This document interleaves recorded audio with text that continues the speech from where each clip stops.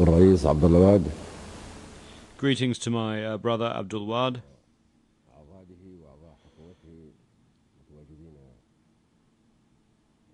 and the members of his government present in this hall. I salute the Senegalese people, one by one, men and women, and the African nation on this day through Sister Senegal. Thank you, Mr. President, dear brother, for your kind words in opening this meeting, and the kind words you have just said now. I also salute Brother President Alpha Canari, Chairman of the African Union Commission, and would like to thank him for the words he addressed to me in his opening statement the other day. I'd also like to thank all the African leaders who attended the opening session, although they are not present today.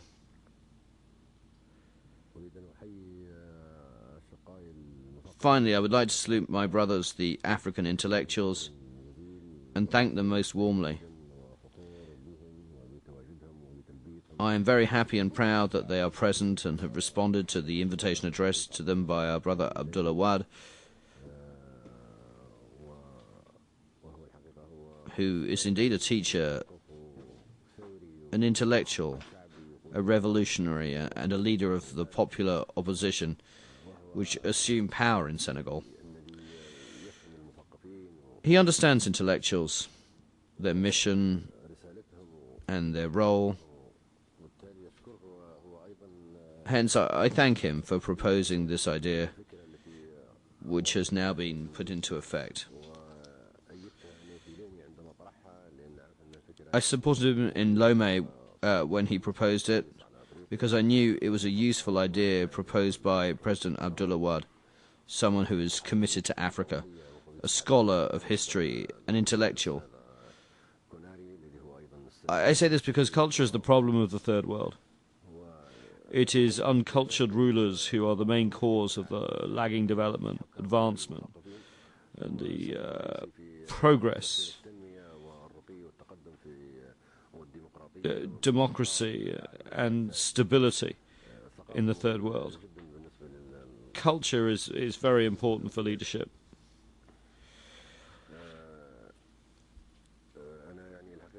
In fact, I'm extremely impressed with this idea, this presence and this attendance. At the same time, I appreciate this gathering all the more as those in attendance have come from the remote corners of the earth, which makes me ever so proud of the African intellectual. This evidence of the patriotism of the diaspora intellectuals who are scattered over all the continents of the world outside the motherland Africa, yet they are connected to the motherland and here today for its sake. They are seeking to unite their continent and motherland and to help it move forward in this age, as it has lagged a lot because of external factors.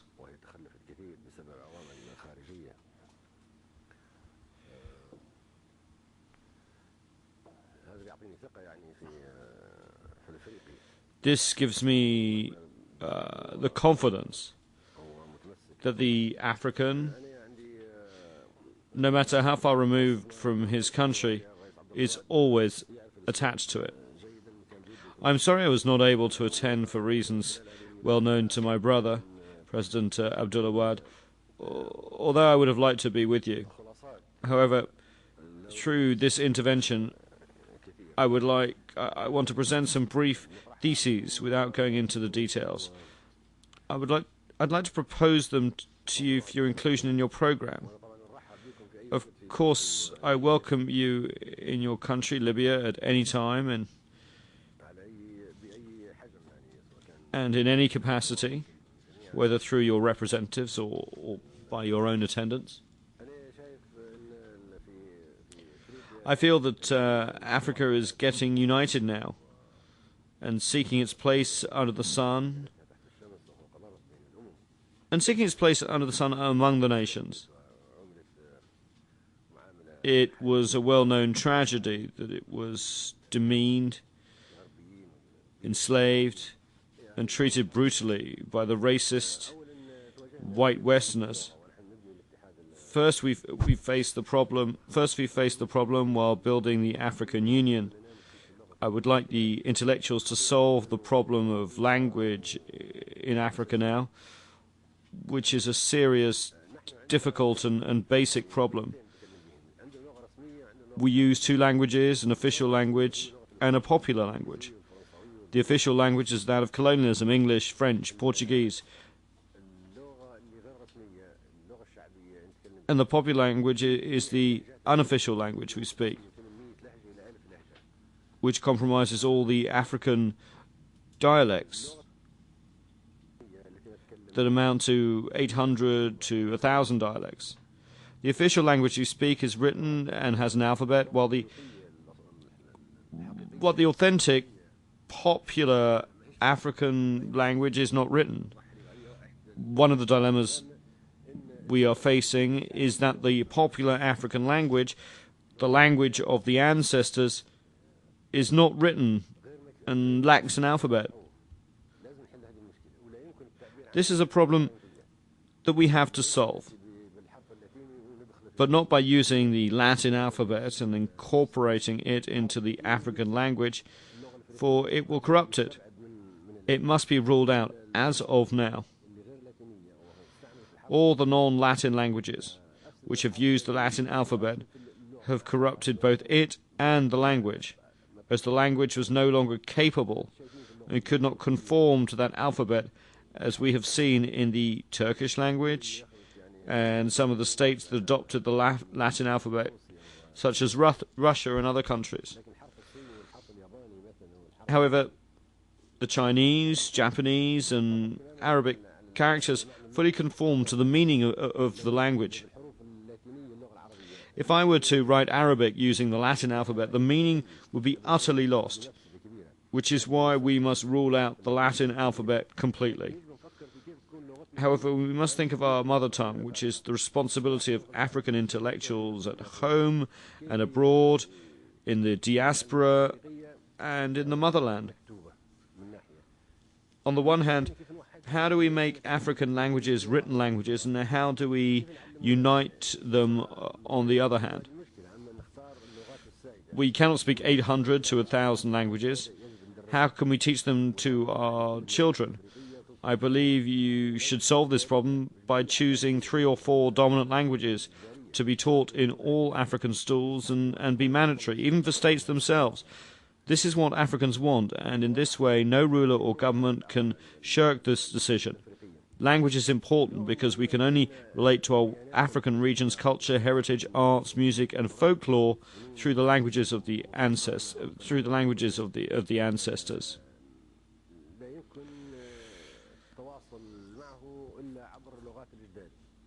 If we lose these languages, we lose our link with our past, our history, and our roots.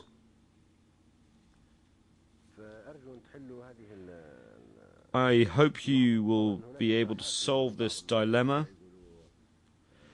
Naturally, there are proposals from some leaders who advocate the adoption of Swahili, Arabic, Hausa, Amharic, i.e. 3 or 4 languages, and making them mandatory in Africa, while continuing to teach the spoken languages so that they can be spoken in the family and on the popular level. It's imperative that this dilemma be solved.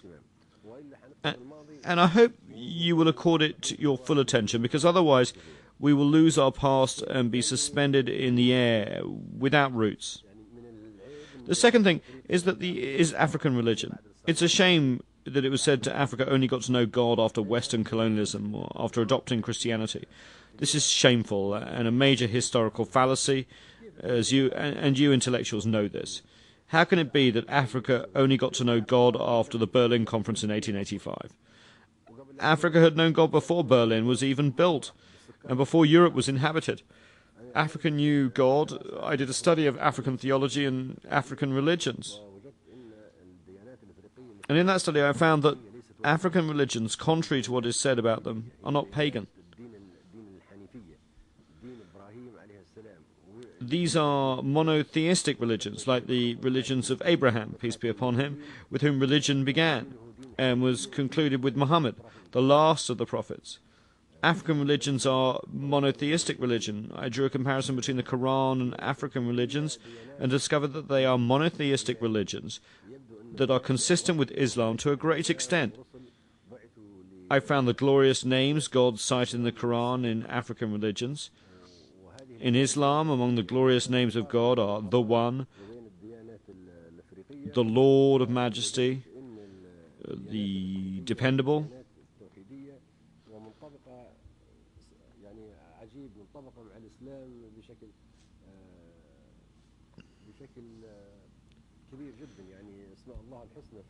in Islam, among the glorious names of God are the One.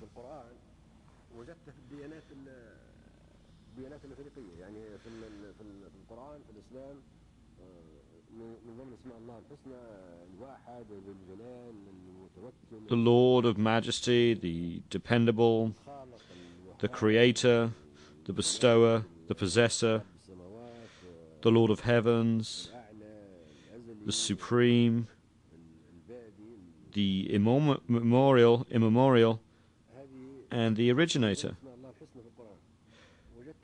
These are among the glorious names of God cited in the Quran, which I found completely consistent with ancient African religions, when in the language of the Yoruba in Nigeria, in West Africa, they speak of Old Mary.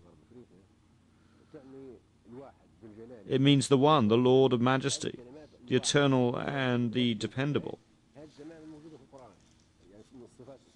These words, the One, the Lord of Majesty, the External, the Dependable, are cited in the Quran as attributes of God.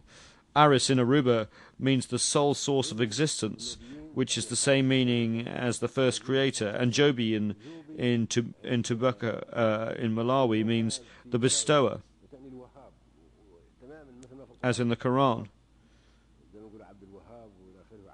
When they say Kajenjo in Uganda, it means the Lord of the universe, as God is referred to in the Quran.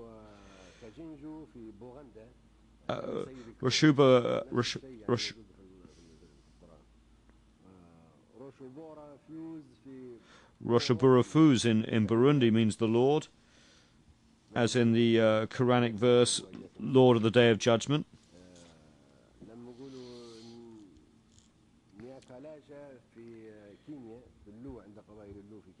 It is you whom we worship and ask for successor. Also, when the Lu tribes in Kenya say Nyakalaga, it means the immemorial. Wak in Ethiopia means the Lord of Heaven. Susa in Zala in Ethiopia means the Lord of the Universe. And Laifi in Mindi in Sierra Leone means the Supreme Creator. We will not review all the 99 glorious names of God, all of which are to be found in the African religions. This insofar as language is concerned. As far as the African religion is concerned, we must go back to our African religion. Now they say it is the religion of the jungle. So is it? We are also in need of a cultural revolution that restores our languages and these monotheistic religions. I know whereof I speak. I am a believer and a Muslim, and I know that the return to the African religions is a return to the pure religion, which is free of idolatry. It is a shame that they are telling us now, you only got to know God after Western colonialism. It was us who introduced you to God, Christianity, and religion.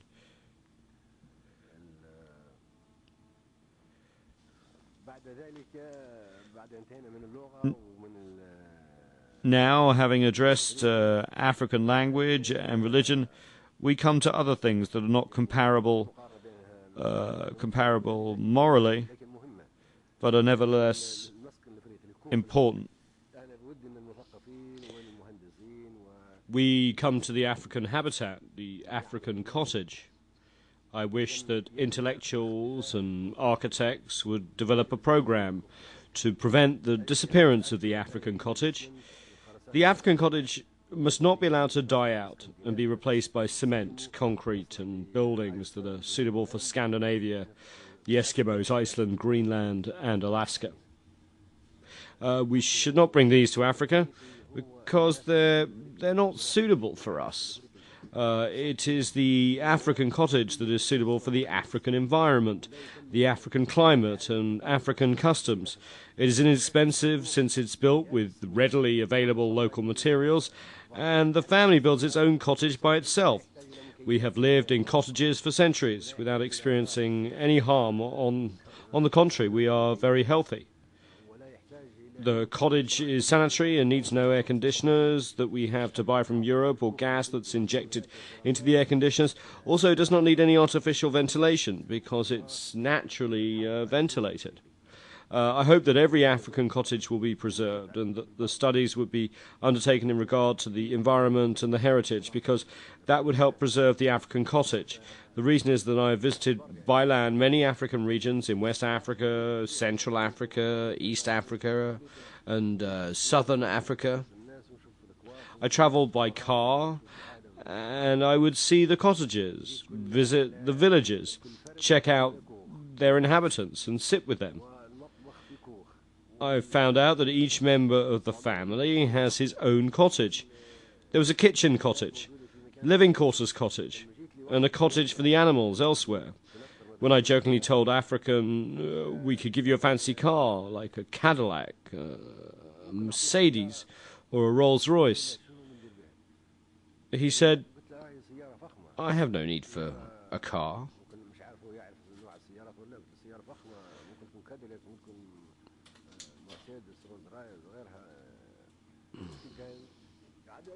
No need for a car. I'm settled here. I have everything.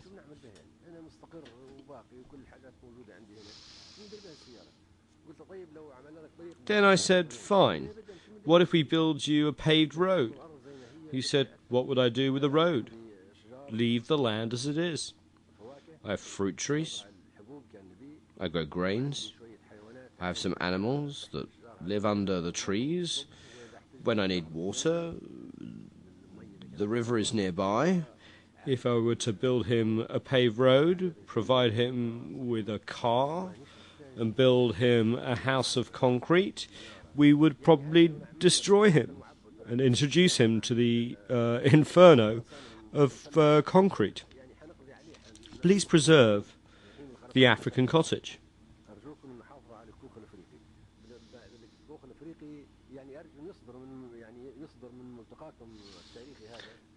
I hope that your historic gathering will result in something regarding language, religion, the cottage, and African dress.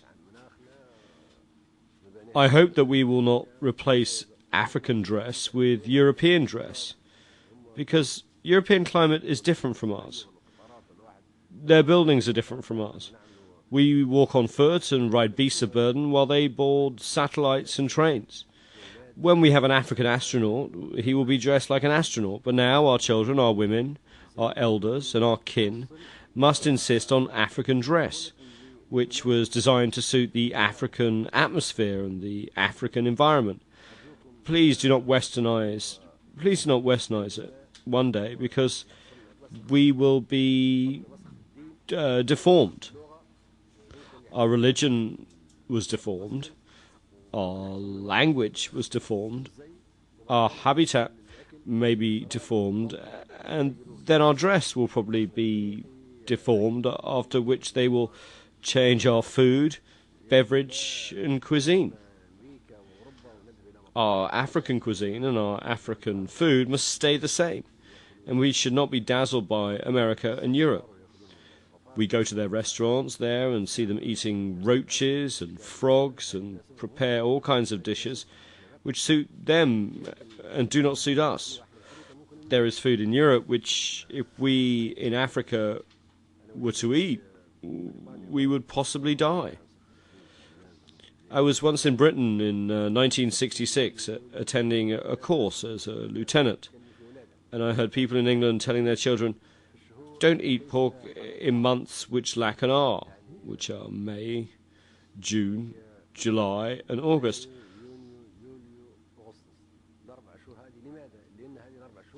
Because these 4 months are the summer months, which means that pork will be harmful.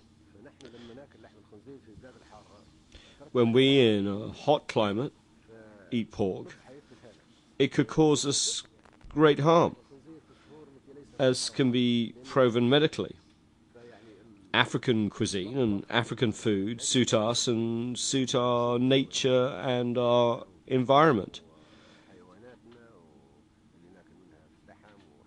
Our animals whose meat we eat and whose milk we drink, our land, our soil and the plants that grow therein are different from theirs. So I hope that they will not strip us of our dress and our food, and that they will not come into our kitchen, our homes, our religion and our language, and strip us of all these constituents of our identity.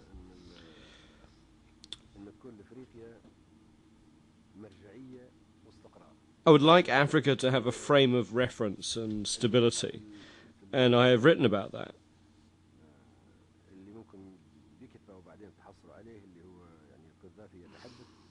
I have a website, Al-Gaddafi Speaks. Its address is www.algaddafi.org,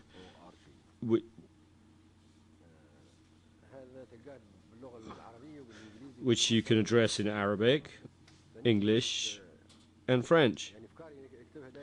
I always write my thoughts in that site for the world.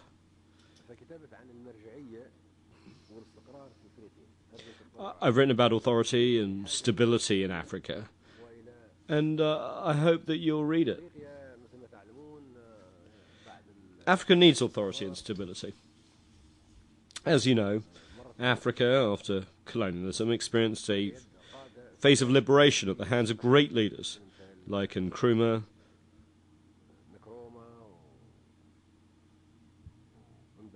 Ben Bella, Nasser, Nyerere,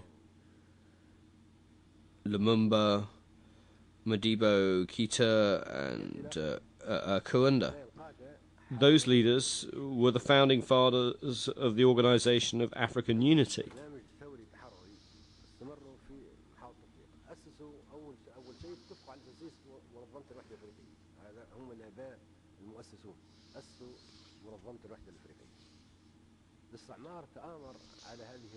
However, colonialism conspired against this class of leaders and decided to oust them and replace them with its own lackeys. Indeed, Kwame Nkrumah was overthrown, Lumumba was physically liquidated, Modibo Keita was overthrown. 60 attempts were made against Nasser and 40 against Ahmed Sékou Touré. I don't want to mention every one of them, since there may be some sensitivity. The point is that Africa, under those leaders, experienced its golden age. They founded the OAU and evinced the will for liberation and displayed the determination to unite Africa and advance it, but colonialism conspired against them and overthrew them. Following this stage, Africa entered into the phase of military coup d'etat. Thus, the rulers of Africa became military personnel who only knew military science. Some of them were non-commissioned officers who had been promoted to officer rank. Sometimes it was the non-commissioned officers themselves who staged the coup. African leaderships became very weak because this class had no knowledge of politics, economics, society, technocracy, management and science. So Africa experienced the farce of military coups, and I myself was a witness. Every African state experienced 3 or 4 coups, and the only result was that these coups yielded a succession of officers and a period of instability. This was followed by a third phase, the phase of pluralism and elections. Coups are like elections. In Arabic the words rhyme, but I don't know about English and French.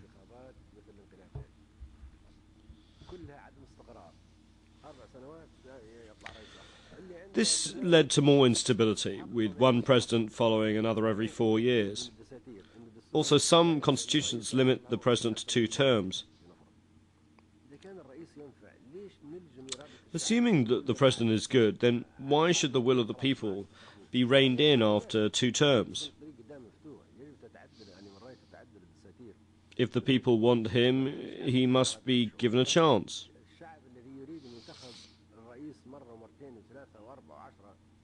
I feel that African constitutions must take that into account, so as not to impose conditions on the people's will. If a people want to elect a president once, twice, or 10 times, the constitution should allow them to do so. Why the people should be deprived of an effective president who has a program that he wants to carry out? However, he's not able to do that and is forced to give up his post in favour of someone else that may be his complete opposite, or maybe even abort his original program. Elections bring us stability and no benefits, and pluralism is a mere formality, which is a fulfillment of the instruction of the World Bank, the WTO, the IMF, the European Union, the United States. They all demand the establishment of pluralism as a condition for the provision of aid and loans. America itself has no pluralism, nor does Britain, Spain, or Italy. They are all governed by one party. America is ruled by a president and one party. In essence, there are 2 parties, but when they are mere platforms and not real parties. Then what about Africa? We in Africa do not know parties. We are tribes and are closer to the popular Jamahiriya system and to the popular congresses and the popular committees, which suit us more than parties. Our peoples do not know parties and do not even know elections.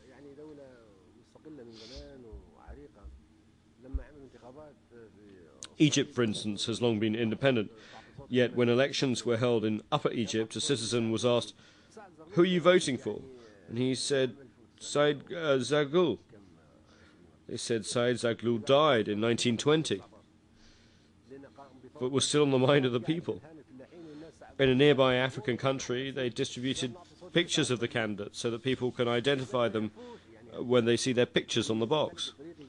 People took the pictures home and hung them in their houses. When they asked why they did not vote, they said, "We thought we were supposed to take the person's picture home and hang it there. We didn't know." Even referendums are not known to our people. These things do not suit us.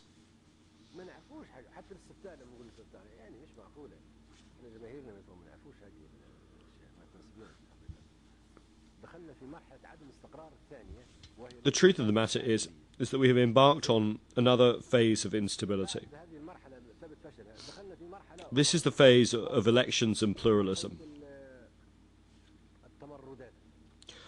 Once this was proven to be a failure, we embarked on another phase, that of rebellions. An elected president faces a rebellion before his term of office is over, and the examples are there for us to see. In Ivory Coast, an elected president is facing a rebellion. An elected president was overthrown by rebellion in Liberia. The same thing took place in Guinea-Bissau and São Tomé and Príncipe, where the president was reinstated by ECOWAS. And in Central Africa, there are also rebellions in the Sudan, Chad, Burundi, Rwanda, and Uganda. Therefore, elections have not solved the problem. We need stability, which requires continuity in the political leadership. Power must be controlled by the people through the popular congresses and the popular committees.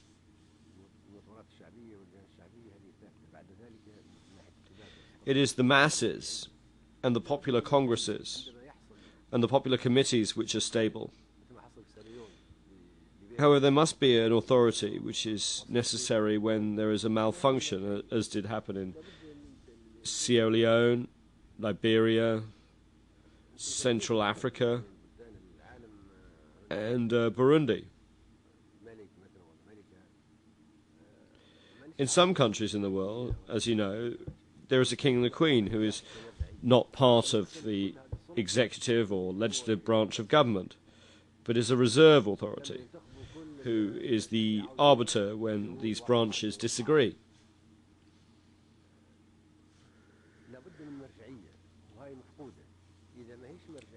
Such an authority is an imperative, and if it is not embodied in the people, such as kings or permanent presidents, as was the case in Africa in the initial phase after independence, there must be a legal authority, which is questionable in Africa.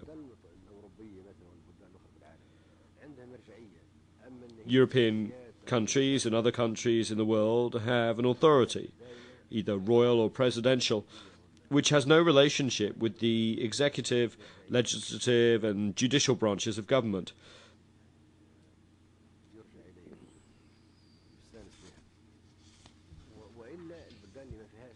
But it is available so that its opinion can be solicited. In the countries that are not monarchies, there is a legal authority, such as a Supreme Court or a constitutional court.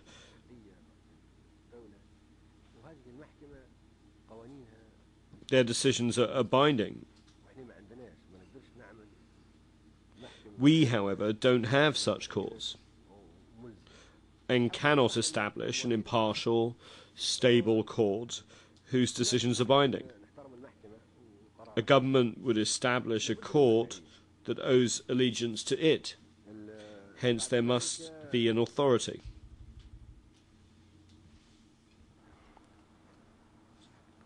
Beyond that, we should have a link between the African motherland and the states of your diaspora.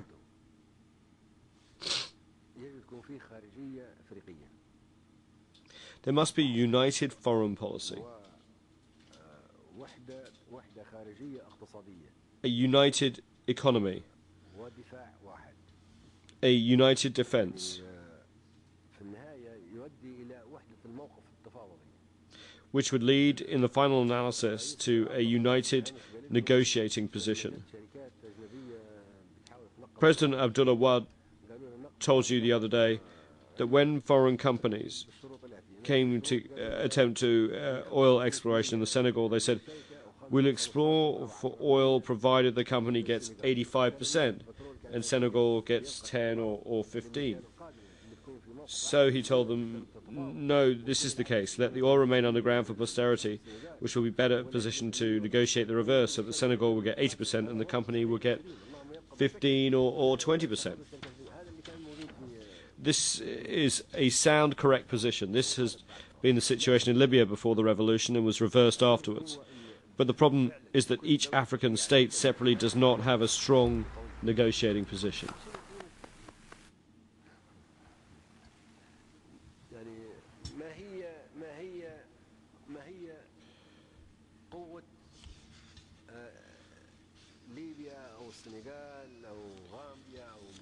What is the power of Libya, Senegal, Gambia, Malawi, or Burundi, for example, before the American Colossus, or the European Colossus, or Japan, China, or Spain, the Commonwealth of Independent States that were part of the former Soviet Union, or the states of the Pacific Rim?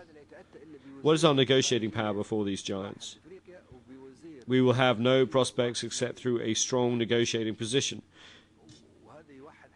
which can only come about if Africa has one foreign minister and one minister of foreign affairs. This would even unite the customs so that the same tariff is levied on a commodity whether it enters South Africa or Libya.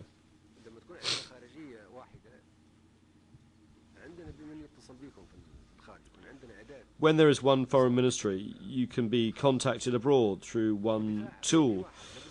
Also, a single African defence is a necessity. All of those are interconnected. The economy, the foreign trade, policy and defence. I hope that your conference will adopt measures in support of these ideas, and that you will bring continuous pressure to bear on the governments of the states, members of the African Union, until they establish a single African foreign ministry, a single African foreign trade ministry, and a single defence. Naturally, when the African Union was established, I proposed the establishment of an African Congress. This was in fact an extension of the African National Congress. This was the name of the organization created in most African countries during the liberation stage. And under this rubric, many African countries achieved liberation.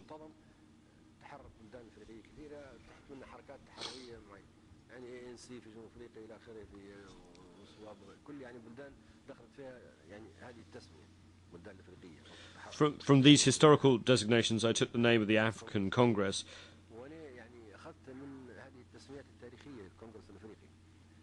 So it would be like the American Congress. It would have the power to promulgate laws.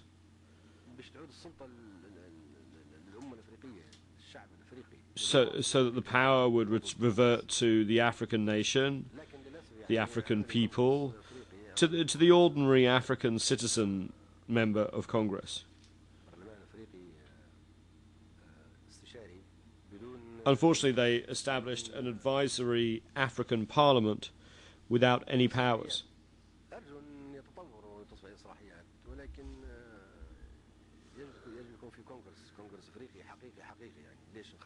I hope it will develop into a real African Congress. Why should we be afraid of the African Congress?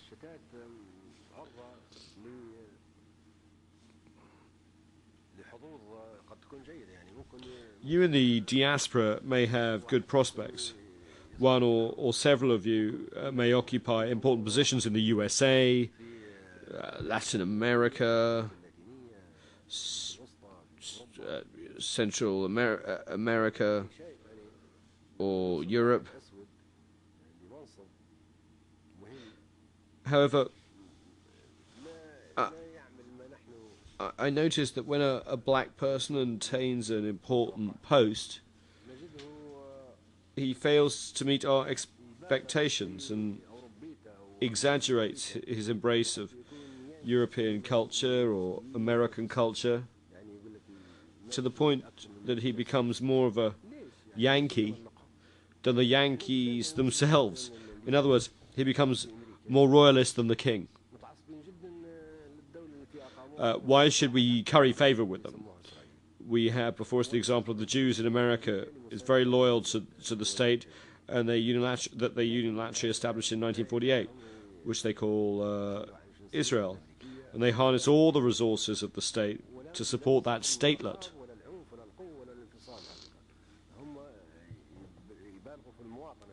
However, that does not cause them to renounce their American citizenship or their allegiance to America, or to resort to terrorism, violence, force, or secession. They exaggerate their American patriotism, but only use it to promote the interests of what they consider the motherland or the promised land.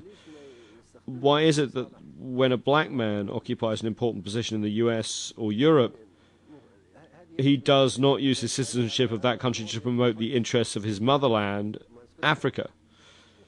This mine must be exploded, and we must pass in silence over the truth, but discuss it even in America. We all become Americans when we go to America. There's no single America, race or nationality.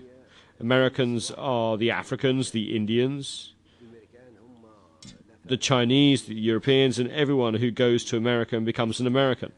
The land called America is the land of the Red Indians.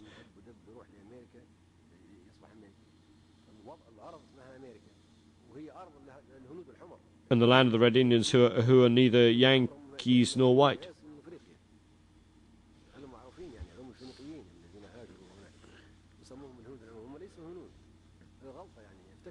The Red Indians came from Asia and Africa, emigrated there, and were mistakenly called Indians. Those people are America's indigenous inhabitants and are the owners of the land. As for the others, they have no right to monopolize power or wealth or monopolize America for themselves to the exclusion of others.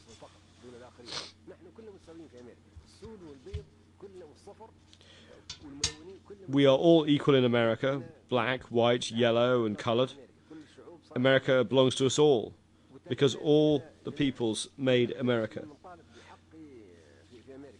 Hence, I am not ashamed to claim my right to America, and when I raise my voice in America, I am no stranger. I mean, you regardless of the circumstances that brought you to America, you're an American citizen now. So why are you timid? And why do you flatter the whites to keep your post and gain their approval?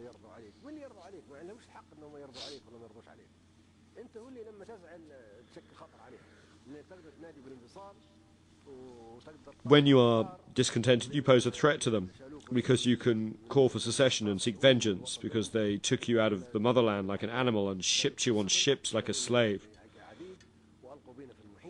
They transported you across the ocean to dry their swamps and build their railroads.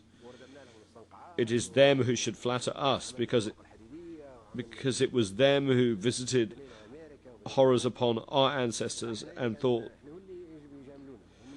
that we would remain silent and content that we are Americans, and that we had forgotten slavery and the time when they used to throw our ancestors in the ocean when they were sick or when they rebelled. We have not forgotten any of that.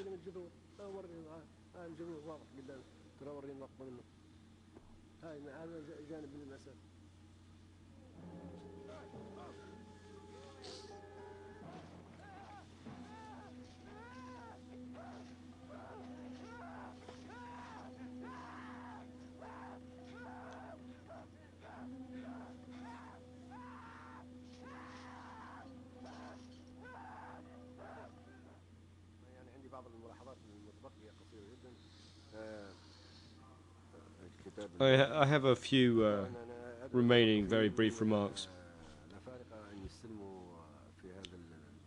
I call on African intellectuals to obtain, on this occasion, the Green Book. They should study it well and call for its application in Africa, so that we can avoid all the pitfalls while attempting to build the new Africa.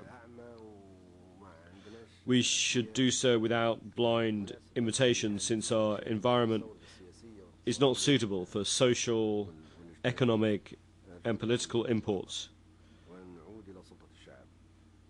I hope that you will read the Green Book and that we will revert to the power of the people.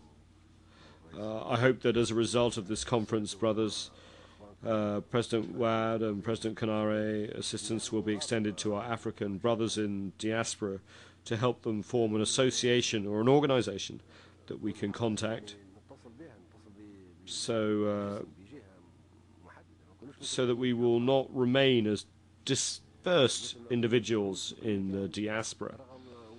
The Jews everywhere, as we have said, although loyal to their homelands in diaspora, use them to serve what they consider is their motherland. We Africans must be like that. We blacks should owe allegiance to the countries we are in, but we should use that allegiance in the interests of our continent and the motherland. I hope that you will launch a strong call for the accelerated establishment of the United States of Africa.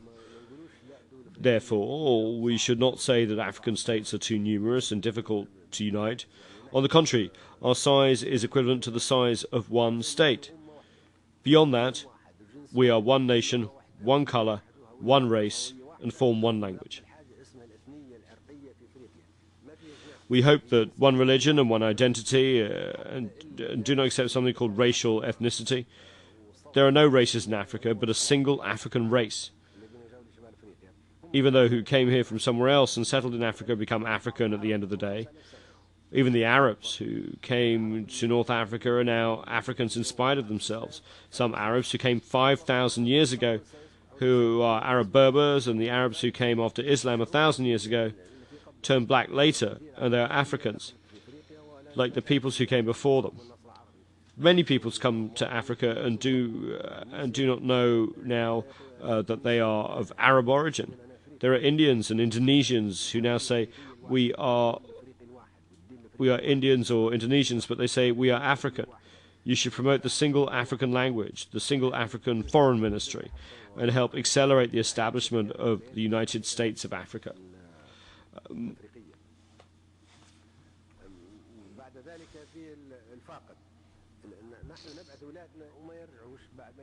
Moreover, there's a brain drain. We send our children to learn, but they never come back. They find the factories and the technology they learned in those countries, but not in Africa. This is a major loss, which means that we teach our children from kindergarten through college for the benefit of the colonial states. Once they graduate, they go abroad for higher studies and stay there, and we lose. This is a dilemma that we should reflect upon. And you must connect with those we lose so that they can join the African diaspora. You should be his mentors so that the learning he has acquired will be put into service of the African continent and his homeland, which provided for his education until graduation.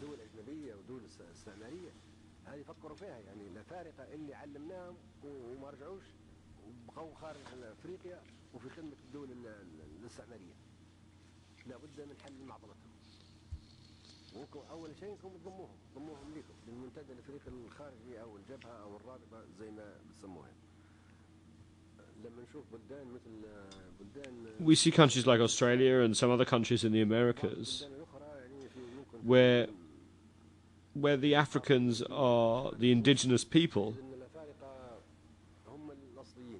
but the whites control these countries as if they were the indigenous population.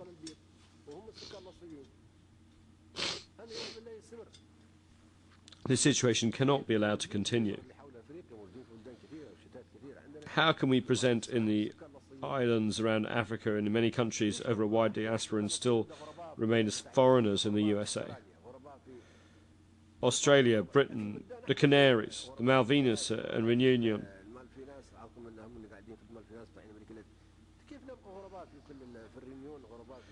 These are countries where we are the indigenous inhabitants who came to these countries and found them empty and settled there. And they came after us.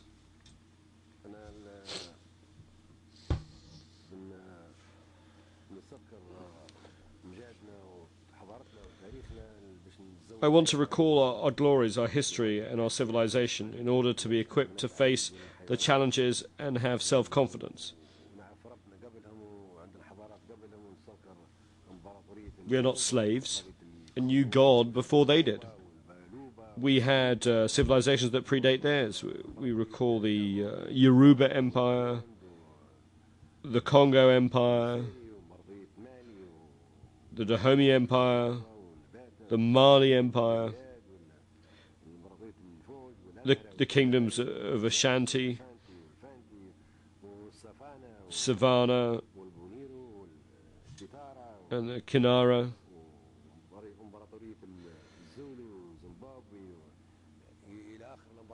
These show that we are civilized nations and civilized peoples.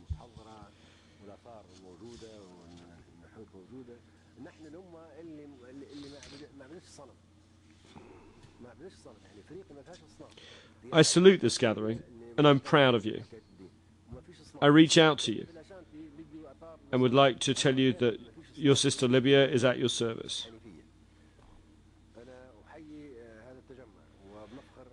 and is your country.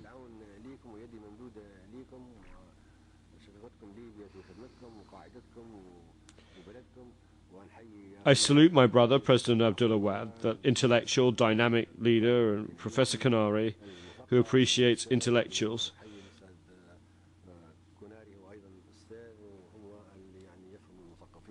Together, the two of them sponsored these activities, while we simply helped them. I have one final remark. I once asked all African countries to inform me of the homeland of Gabriel, who was executed in 1800 for leading a genuine revolution in America against slavery. He planned for the revolution and attacked the city of Richmond, Virginia, together with thousands of slaves, with the aim of establishing an independent state for blacks. But he was arrested and executed. I was trying to find his homeland so that we could build him a monument in the 200th anniversary of his execution. I have not received any answers so far. I hope that you'll research this and find out the answer so that we can build him a monument in his homeland, Africa. I salute you. Peace be upon you. Long live Africa. Long live the United States of Africa. The struggle continues.